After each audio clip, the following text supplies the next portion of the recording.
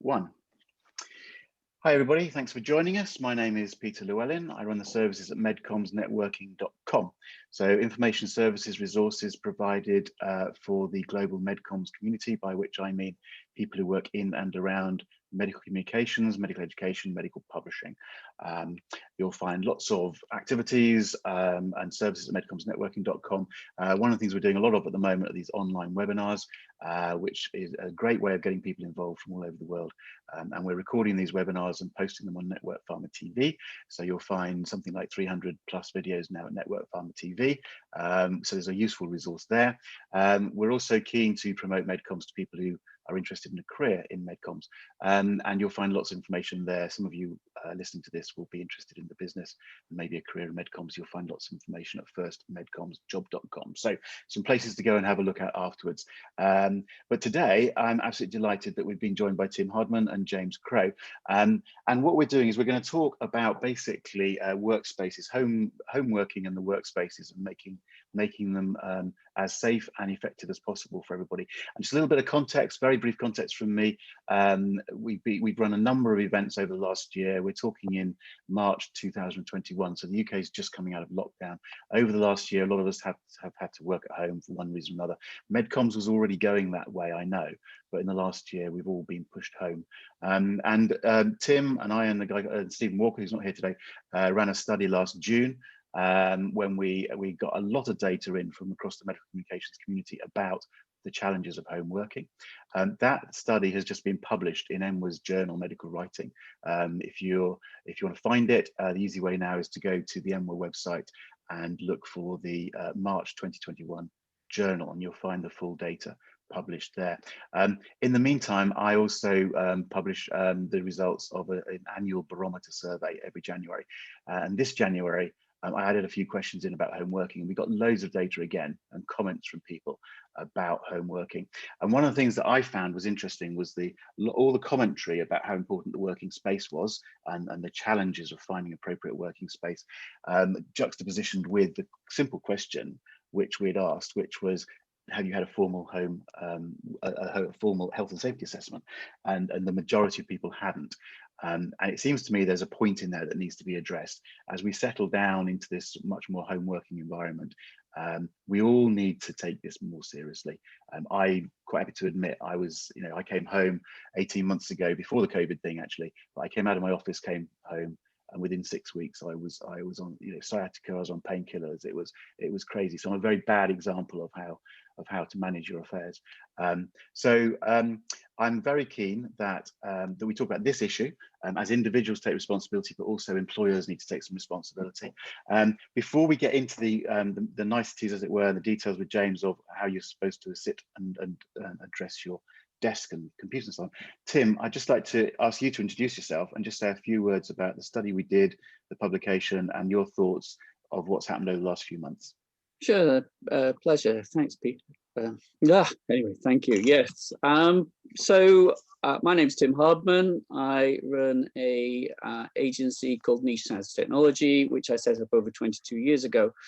And I've always been interested in the working from home situation. When I set up Niche about 22 years ago, I was pretty certain that I would be able to save money by having remote working, and everybody would be delighted with this process. We set it up, we ran it for about 3, 4, maybe 5 years. We even did an economic analysis, which we published on the benefits of working from home, both for the company and for the individual. All seemed very positive, but then as time passed by, I started to notice some issues with people working from home. It didn't seem to fit with everybody. And after that, we changed our model slightly. We became more office-centric and more traditional, you might say, as time progressed. So I've always had an interest in that. And then when I saw lockdown coming, I thought, well, this is a unique opportunity to do a barometer test, to have a look, see what people think, what's happening, and whether actually lockdown, everybody working from home, as I presumed it would be, would actually be measurable in some sort of way. So we put together a survey. We based it on national questions, pretty standard scientific questions, to try and get a feeling of how people were feeling, whether they were isolated, whether they were feeling engaged.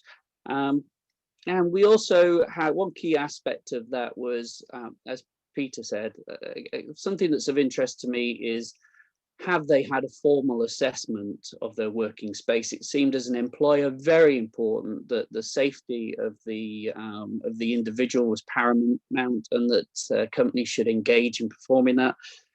And another aspect was an open text area for people to comment on how it could be, how the working from home environment could be improved, how their situation could be improved, what employers should take on board, even what employees should do.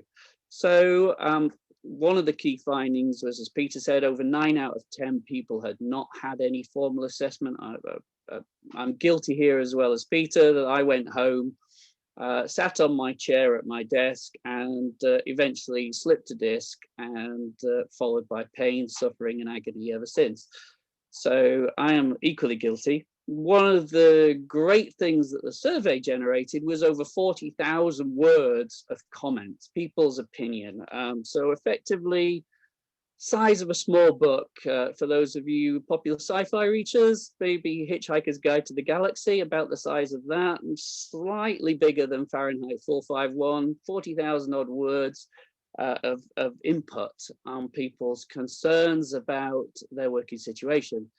Fascinating insights into screens, chairs, desks, working environments, dogs, pets, children. So yeah, we feel that we've managed to capture a great insight. We found that over 95% of people answering the survey believed that we would not be returning to a new normal, or anything but a new normal. But now, some months after that survey, I reckon if I ran it again, we get maybe a different set of answers. I'm not sure what the answers would be, but I think after several lockdowns, and yeah, I think things are changing again. But as I said, the key findings for us were about, well, some of the key findings are published, but we found some very interesting facts on how your working space should be set up, and whether the employer is responsible or not. I take a very positive action that, for me, anything that promotes people working easier is more profitable as an employer, more profitable for a company. But I know that that challenges the standard business model as it's set out. So what we've adapted as a business is to working in this new environment doesn't necessarily work for all businesses. So that's a summary of where we are today, and sets up for James to maybe tell us a bit more. I think, Peter, back. Absolutely, thanks. Yeah. So James, over to you. Introduce yourself and talk to us about what we should be doing in our chairs and with our desks and so on. And again, I'll ask the audience, please, you've got a chat box and a Q&A box. Send in your comments and observations, and we'll weave that into the conversation. James, over to you. Thank you very much. Thanks for the invitation. So yeah, get your questions over. Anything that I see pop up, I will try and answer.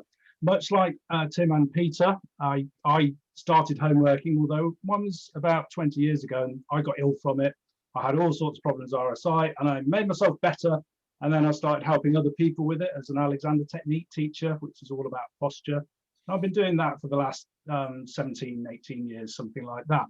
But what I was finding was, with my clients, many of them, I'd fix them posturally, I'd fix their pain issues, and I'd send them away. But some of them kept coming back and saying, you know, it hasn't quite worked. I've still got these problems. What can we do about this? And it wasn't really until recently, with lockdown, when I started to work with people over Zoom and Teams and see into their houses and homes, that I realized what the problem was. And the problem was that they were working badly. It wasn't that they were working badly on purpose. Everybody was doing their best and trying really hard to succeed at their jobs. But as a result, they were putting themselves slightly down the hierarchy. So they weren't looking after how they were sitting, and they hadn't really put any thought or attention into setting up their home working environments.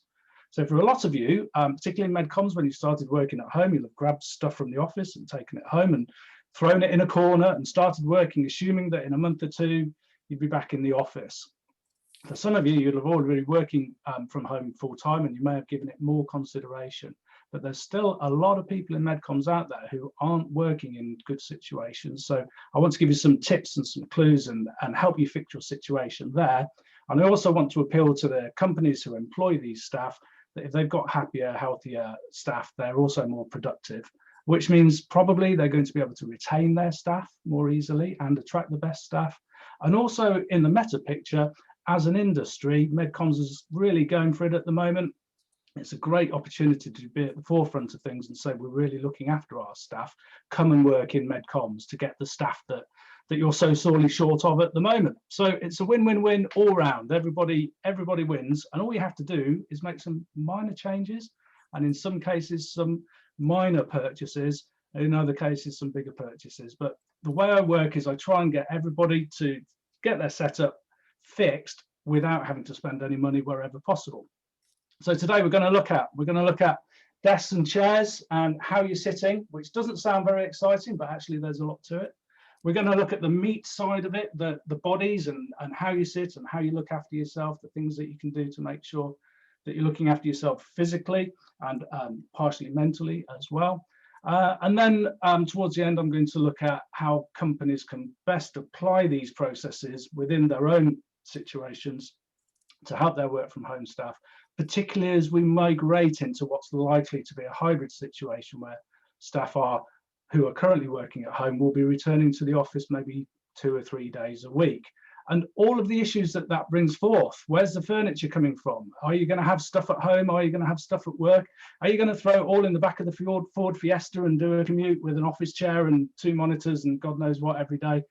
So it is a big question and something that people are just starting to think about. So anything in those areas, I'm happy and I'm here to help you. I think where we're best starting off today is with regards to the hardware side of things. So a lot of people who are working in MedComms at the moment have got either 1 or 2 main monitors and the laptop that they brought from work. And often these are work provided monitors. Sometimes they're using their own monitors from home. So we can talk about those. We can talk about desk space, which I'm seeing as a really big problem. This has a big impact on your community because if you haven't got enough room to work effectively, it makes it much harder for you to get work done productively. And then thirdly, that lack of space and fitting yourself into existing environments is causing physical problems as well, which a lot of you may be having little niggles and thinking, yeah, you know, my arms get a bit tired or my neck gets a bit tired. Well, that was the situation I was in 20 years ago when I was handed a laptop and told go and manage these big projects from home. And it builds, it's cumulative. So it's something that you want to catch now. If you are suffering from more pain than that, it's really important that you communicate with your employers and let them know so that they can do something about it. Within my career, there's this issue where people who have discomfort will be afraid of pointing it out because they feel it might be negative in terms of their job prospects or the career prospects, or they don't want to raise a fuss, or they know that other people are working as hard as them and they don't want to say, oh, well, you know, I've got this problem, I want to talk about it, when everybody else is working really hard and knuckling down and just getting on with it. So it's really important that you raise those things. So when I look into people's homes in the medical communications industry, what do I see? A lot of the time I see people working well, some of the times I see people not working so well. And a lot of those people are working on kitchen tables or dining room tables. The problem with the dining room table is, on average, they are, you'll hear a hum as this goes up now, they are about 73 centimetres tall in the UK. And in MedComms, we're not 73 centimetre tall table people. We're predominantly female, and we're generally somewhere between 5 foot and 5'6". And if you're sat on a table, I'll lower it again. I raised it when I meant to lower it. We'll get a lot in this session. If you're sat on a table at 73 centimetres, which is about here, and then you're on a kitchen or dining room chair, which is too low, you're aiming for one of the biggest problems that we have in ergonomics, which is contact stress, generally here on your wrists and arms. So a lot of you now will be thinking, oh, wrists and arms, I wonder what I'm doing with mine. And I'd like to ask you, as I'm talking to you, were your hands still on your keyboard and mouse while you were watching this webinar? I guarantee over half of you are still there in a typing position, even though you're invited to sit back and relax and do nothing. So just be aware of how we get locked into our positions. And second to that, we've been talking here for about 20 minutes so far, and in 10 minutes, I'm going to ask you to move. And whether you like it or not, if you don't move, we're going to figure out who you are through the magic of the internet somehow and throw you off the call.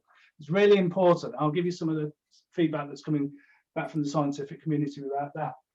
So here we are. We've got our dining room table and we've got our dining room chair, and just pretend for this.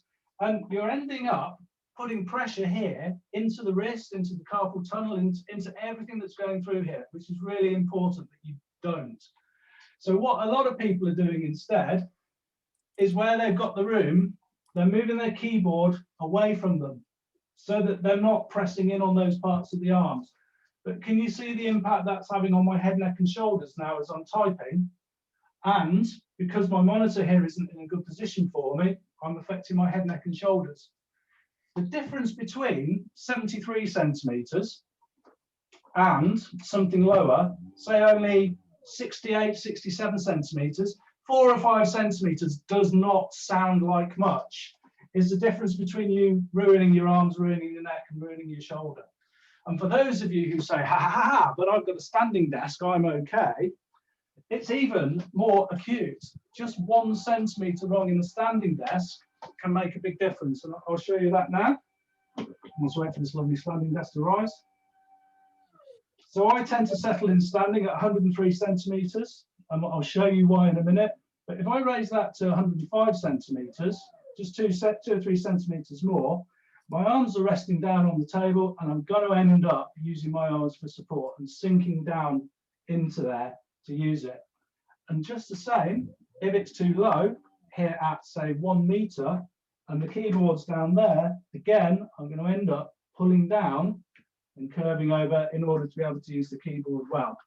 So it's those tiny little differences in height that are making the biggest differences in terms of your well-being. And this is what we're seeing in remote ergonomic assessments when we're working with companies, is you will say, I'm okay, you know, my tables, it's good enough, my chair's good enough, I've got to get this work done. I've got 8 to 10 hours to clock in today. If I don't get this done, I'm going to be in trouble. And what's happening is you're not paying attention to yourself, and your productivity is getting affected, and then you're at risk for more time off work or illness, or just feeling, if you'll forgive my French, knackered at the end of the day, which you feel a lot better if you don't end up in those bad positions. So if you are in that position where you've got a kitchen table and you've got a chair that's too low, and you can see that your elbow is lower when you're in a typing position with your keyboard at the front of the table, is lower than your typing hand or your keyboard, you need to raise yourself. And that's really easy to do. If your chair is adjustable, bring it up right now so it's at a good height. If it's not adjustable, you can get some pillows or some cushions, and you can place them under your bottom to raise you up to the right height so that your arms are at the right height for the table. Because you want to get yourself in the best seating position and then try and configure everything as best as possible around you. When we raise ourselves in our chairs, for a lot of us, particularly shorter people, we then don't have that support of our feet resting flat on the floor. So if your feet are dangling, or if your just toes are touching, the tendency then is to wrap your feet under the chair to provide yourself some support for your torso going up. And over time, this will pull you down and tense you as well.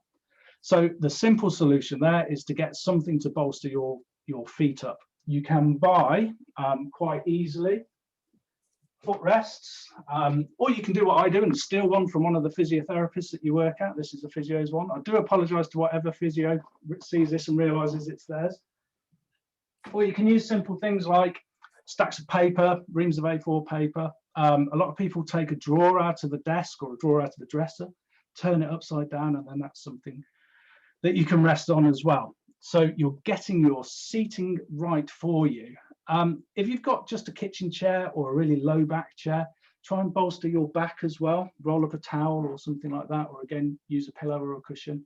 And for those people who find that those slip on the chair, just tie them into place with some ribbon or tape or something like that to stop them sliding around. And you could always throw a blanket or throw over the top of it so that it looks nice as well. So that's your first no-cost fix to your home working environment. Then when you're in a nice position and you're sat well, you want to configure your environment around you.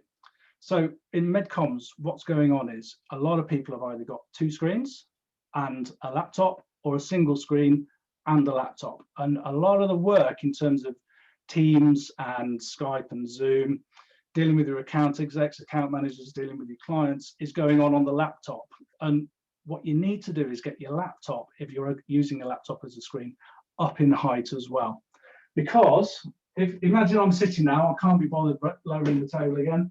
If your laptop is down here and you're working on a screen here and you're doing this all day to check between the documentation, to compare documents, to talk back to your boss, to talk back to the client, you're going to end up with neck and shoulder pain, and it's going to get really tiring over time. So ideally, you want your main screen and your second screen to be in front of you like this. If you use one screen 90% of the time and one screen 10% of the time, make your main screen in front of you and just put your little screen to the side. If you use them interchangeably or anywhere like between half and 2/3 of your day on one, then try and get them equal. In terms of where you want to be looking at your screen, we can all do this now. If you close your eyes and let your eyes rest, as if you were just, imagine you're on a holiday. We'll all have holidays one of these days. So you let your eyes rest for 3 or 4 seconds. And then when you let them open, see where they're looking at on your screen. See where they rest naturally. And where you want your eyes to be looking is generally around this area here, in this top third of the screen. Anywhere down here is too low. Anywhere up here is too high. The reason for that is that your eyes like to look ahead and they like to look down about 30 degrees. They really hate having to look up. If we're having to look up to a screen, we're much more likely to rotate here, or even worse here down at C67, and look up into our screen. And this is what's causing a lot of head and neck pain for people whose screens are too high. If your screens are too low, we're doing the opposite, and we're tending to pull forwards and down here to look down into the screen. So it's paramount that as well as getting your seating height right, you get your screen height right as well. A lot of monitors are adjustable, and you may or may not have taken the time to adjust those. So that's worth looking at. If you can't get your screen high enough, just as you did with your feet, get the Jamie Olivers out of the bookcase and a bit of Nigella and put them underneath. You're never going to cook out of them anyway. You might as well have your monitor on top of it. Or Fahrenheit 451 in Tim's case, although that might be a bit too thick. A bit too thin, eh? Yeah. I like grey and greens because you can get really subtle with the adjustment. Get your monitor up to a good height as well. And those 2 little adjustments are going to make such a massive difference to your comfort and your productivity throughout the working day. For those of you who have the option, I strongly recommend getting a second webcam. And the reason being then is that you can have a second screen if you've only got a first screen, and it makes it much better for dealing with all those video conferencing, because a lot of people in MedComms are spending quarter, half, about 1/3 of their day in Teams, in Zoom, in Skype, in whatever product you're using. And having your laptop on your desk and having to continuously look down is going to be a bit of a problem. So your ideal setup is 2 screens.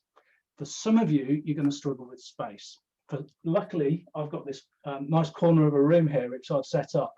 But a lot of people will tend to sit to the side of a fireplace in that sort of alcove there, where you'd have a bookshelf, not so eminently filled as Peter's there on the back wall, which was empty yesterday. I don't know how you've managed to put them all in order and make it so tidy today, Peter, but well done. So a lot of people will have something along these, a kind of a meter in terms of width, and often shallower as well, 50 centimeters, 60 centimeters. And that's okay, so long as you make best use of what space you can. If you've only got a meter in width, your best monitor choice is 2 24-inch monitors, which will just about squeeze in. You have a little bit of space either side. Always check that, before you make any purchase, or check with IT that that's going to work. If you've got more, this desk here is 1.40 meters, then you could have a couple of 27-inch monitors quite happily. And my experience is that the larger the monitor, the happier the worker in MedComms. It makes all the difference because you're doing so much screen-based work. It's really, really great for you to have either one massive great widescreen monitor or 2 monitors and get the best largest monitors that you can. So you've got your sitting good, you've got your monitor good, and then something all of us take for granted, you've got your keyboard and mouse. Now, I mentioned earlier that MedComms is predominantly female, that they're not as we're not here as all big burly rugby players. Some of you will be, some of you won't be. But your average keyboard comes out in one average size, and generally for working at home, it can be a bit too big. So companies, I urge you to have a selection of keyboards that your staff can choose from, just as you should have a selection of chairs to suit differing height members of staff, and a selection of tables to suit differing size rooms. As an example, this is a very common popular keyboard. This is the Microsoft 4000. This has been around longer than most of us. And this is a beast, absolutely enormous. And I've taken off a piece of it that can also go on to help people. This is a Stradivarius keyboard, which is one of the keyboards that we recommend for people who are short on desk space. So if you're perched on a little desk in the corner of your room, look at the vast difference between those two. Many people, not everybody, not all the support staff, certainly not finance, many people can do without that 10-key number pad that comes attached to a lot of keyboards. This piece here, and it's not really getting used. And in fact, in studies where people have said, I really have to have the 10-key pad, I really have to have it because it's part of my job, after having it taken off them, 87, I think it was, %, I might remember that wrong, it's about that, said really they were quite happy just using these at the end of the day. Once they got used to it, it just took a week or two to get used to it. So any keyboard which doesn't have a 10-key attached, which is, this is an S-Board 840 by Bakker Elkhuizen, which I'm assuming I'm pronouncing it right, I've been saying that for years, is going to give you a lot more space on your desk for writing notes, for cups of tea. If you're like me, you will have 2 cups of tea and it will give you loads more space to keep going. You can have wireless, you can have wired, whatever suits you. The wireless ones, you have to remember to charge every now and again, and wireless mice as well, you have to remember to charge every now and again. So that makes a really big difference. Also on your desk, a lot of you will be dealing with documents. So it makes a lot of sense to have a document holder. We're much happier reading something that's up on a slant than something that's flat on a desk. And there are various solutions for this. Some of the document holders you can get act as a 2-in-1 laptop stand.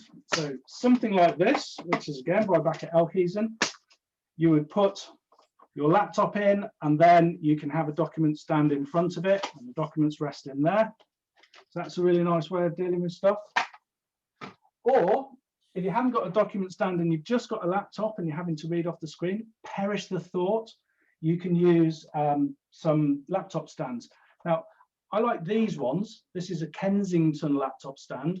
And the reason I like it is because it brings height to the arrangement as well.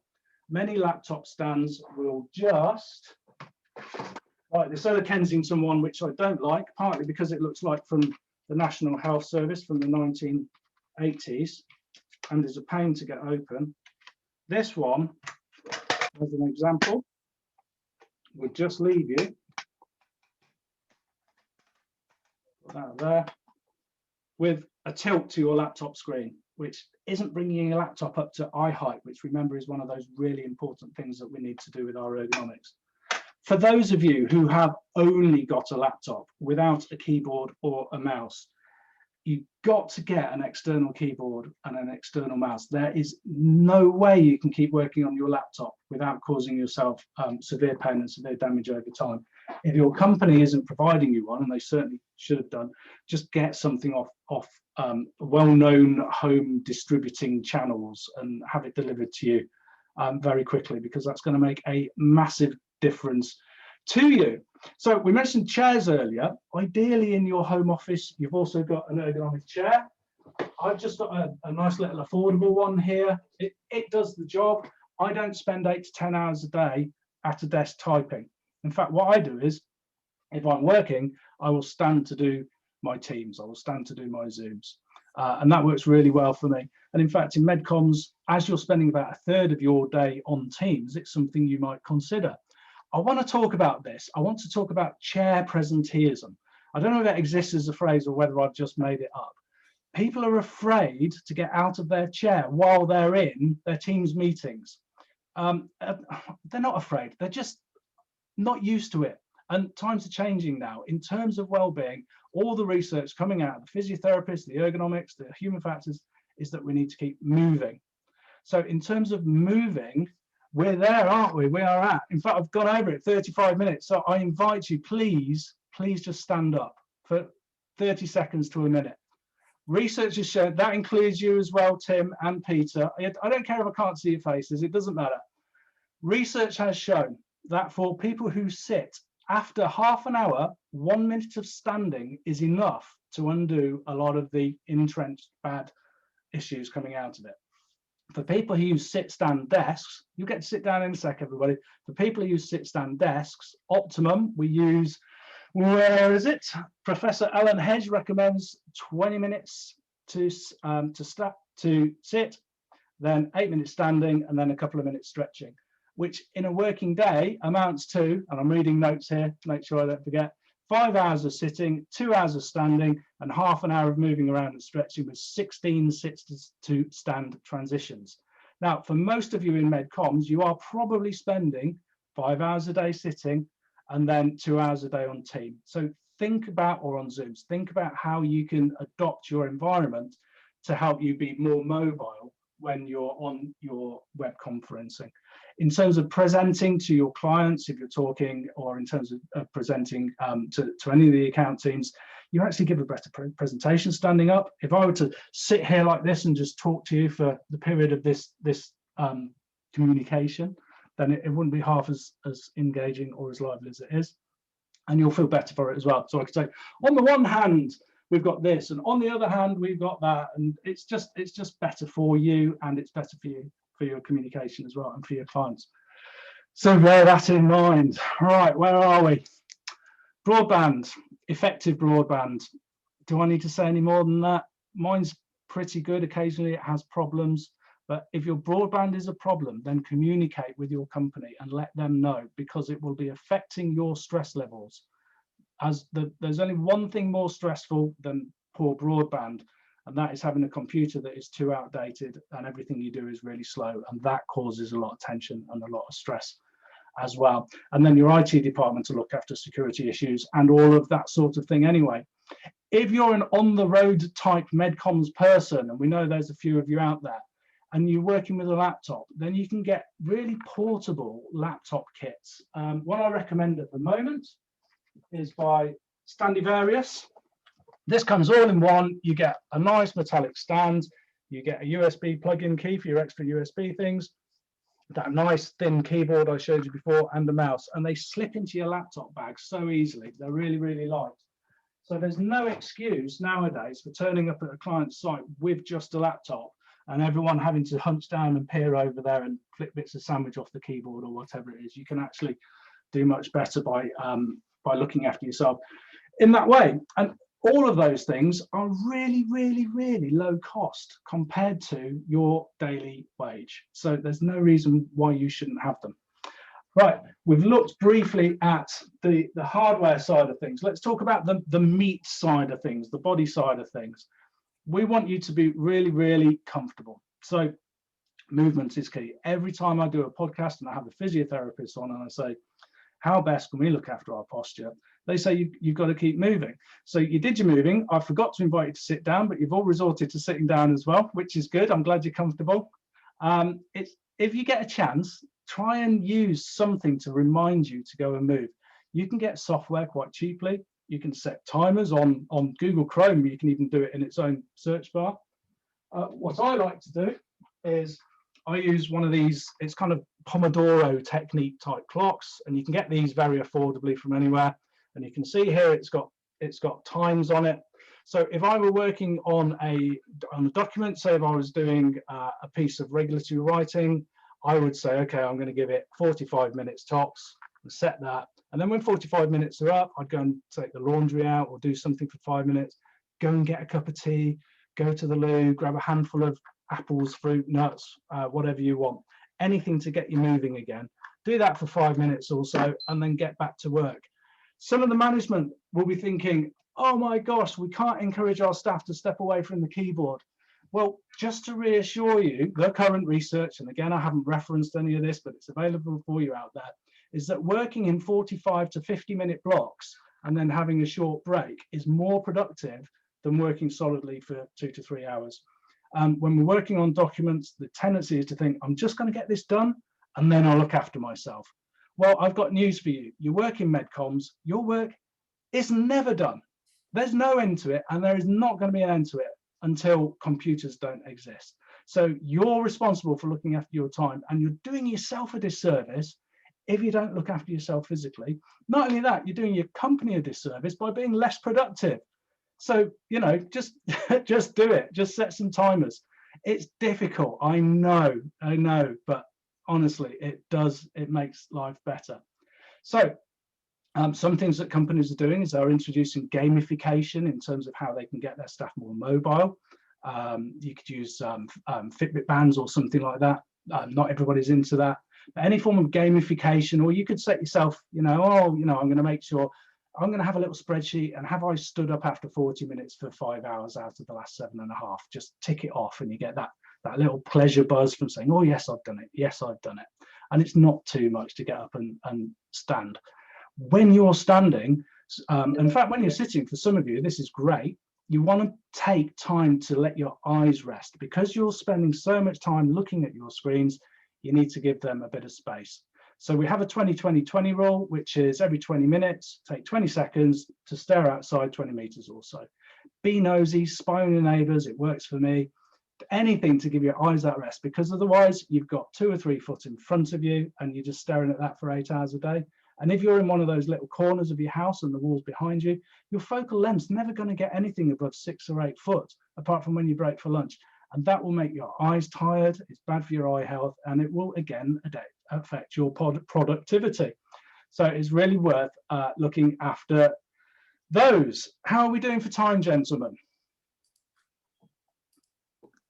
Just unmute myself. This is all great stuff. I'm loving it. But we are running a little bit short on time. I was hoping we could sort of maybe just bring in a couple of the questions from the audience and so on. Yeah. We will, for the purpose of the recording, probably have to finish in 4 or 5 minutes time, and then we can carry on for 10 minutes afterwards with the audience today. Well, but I think this is all great stuff. Good. Well, in that case, I'm going to get in with a great big plug then while I'm here, which is that I've been working with medical communications companies to help their staff, and I think it's really important. There's a charter that these guys are working on that's going to help companies help with their home working staff. It's really important that if your company is having these issues, that you get help with it, because your existing team is probably too busy. We need to engage with your IT staff, your HR department, office management, finance, and these guys are full anyway. So what we do in my business is we fully project manage it, and we do it from start to end. How many people do you want us to help? We help you, and we provide the recommendations. And you can find more at my website, posturestars.com. You can find me on LinkedIn at PostureStars, or you can email james@posturestars.com. Plug over. Thank you for your patience. Okay, cool. Let me, because I do want to wrap up the recording in a couple of minutes, and I've just got one eye on that. Tim, can I just pick up on what James has just said? He's mentioned the charter that you're working on. Can you just, in a moment, just give us a sense of what you're doing? There's a draft charter. You're inviting comments and questions. Just mention what you and Stephen and Catherine are doing there. Yeah. So. Obviously, coming out of the survey, we felt that there needed to be some common ground that both employees and employers could agree on, just for everybody's safety, peace of mind, and efficiency. And there's no arguing against it, really. The evidence is there. We can take enough experience from business. I mean, people like James's presentation, it all makes a lot of common sense. But we're touching on very sensitive ground. I mean, it was quite clear from the responses that we were getting. There was anger in a lot of places. They're blaming employers, employees being seen as, or feeling that they were being seen as lazy. There was never any suggestion from our responses that managers or employees felt that at all in any sense of way. And I certainly don't think that. I think everybody's been trying really hard to find solutions. So what we thought was, maybe, just maybe, we could develop a charter that employers and employees could sign up to, that says, this is how we're going to do. We're going to try and be better. We're going to try and achieve these minimal, I mean, and they really are minimal starting points, and maybe it could develop from there. You know, there are difficult areas to talk on. The equipment investment in companies like James it costs money. That's not the business model that a lot of people are settling, you know, have set their businesses on. So, but then employees for our business are the most valuable asset that you could possibly get. And I've got to say, medical writers walk, and it's very easy for them to walk. So, you know, we like to keep our employees. So I just think this is a great place to start. I think I'm fascinated in hearing what anybody else has got to say. We're putting the charter out there purely as draft suggestions, and we really would love to get feedback on it, because we are perhaps not great movers and shakers in the industry, but it's the power of the people that we want to engage here, and maybe we could change a little bit of culture, just a little bit. Okay, so I think it's really important. There's a really important discussion around this, and it comes back to the survey. The survey was done a while ago. The publication is only just out, but there's a lot of really interesting points in there, which I hope that companies will sit and think about, and individuals will sit and think about, and it will lead to discussion within companies and across the community. And there's lots of points there. So, you know, but let's come back to the practicalities that we've been talking to James about, just for the dying minute or two of the recording, James. And there's been a couple of questions that came in. Mark early on was talking about the importance of movement. You've talked a lot about that, so I think we've addressed that one. David's asked a specific question about using monitors in portrait vertical mode, and whether that's a problem or not. Have you any view on that? No, I think it's a great idea. If that's what you want to do and it's suiting how you work looking at documents, then why not? It's really nice to be able to scan down a document in portrait rather than in landscape. You would need to be able to do that, the proper fittings for your monitor. A lot of people use desk attachments, which you use a special, Allen key your monitor on, and then you can pivot it however you want. You could have one in portrait and one in landscape, whatever you need, absolutely. Excellent. Melissa's asked a question about whether there's a list of tips and tricks. I think on your website there is quite a lot of free resources in there in terms of advice that they can go and have a look at. So that was posturestars.com, wasn't it? Yeah.